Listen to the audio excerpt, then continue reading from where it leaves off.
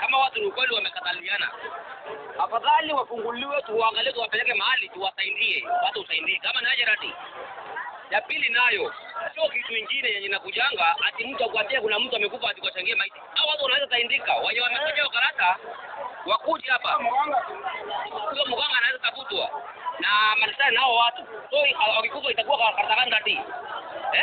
So itabidi tufanye hivi. Hao serikali kama ndio wameficha, watu wakatike maiti yao, tu watu wanatakufa, unajua wanaumia. Wanafikia wao kwa ndani nini. Sasa ni mwanaume na mwingine ni mwanamke.